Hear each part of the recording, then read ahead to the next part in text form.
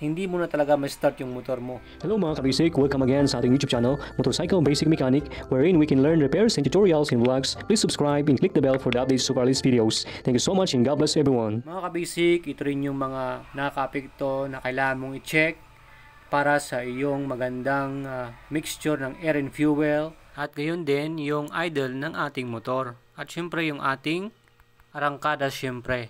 At hindi lang dyan kasi sa valve seat natin nagkakasingaw, pwede din dyan sa ating air cleaner hose natin. Ano bang i-check mo dito? Check mo ito kung may mga bitak na dyan.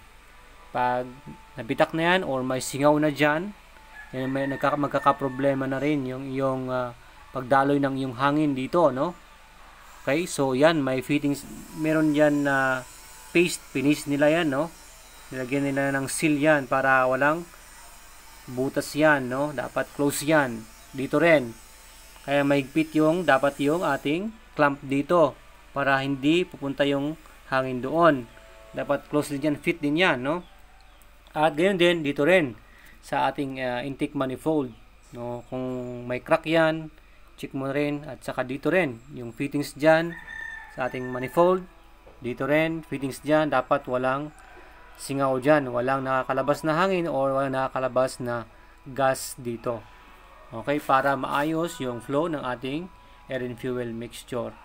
Singaw minsan kasi ang problema ng ating motor, kaya hindi maganda yung idle, hindi maganda yung arangkada, yung andar, kakaproblema pag may singaw. Okay, except pa yung sabi ko kanina na singaw yung ating valve seat.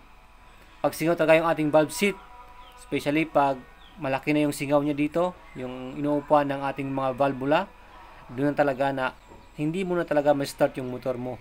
Talagang singaw na, naglo-loose compression na, kahit i-crank mo, wala, loose, no? Hindi tumitigas. Okay? So, yun ang problema ng minsan ng motor natin sa singaw.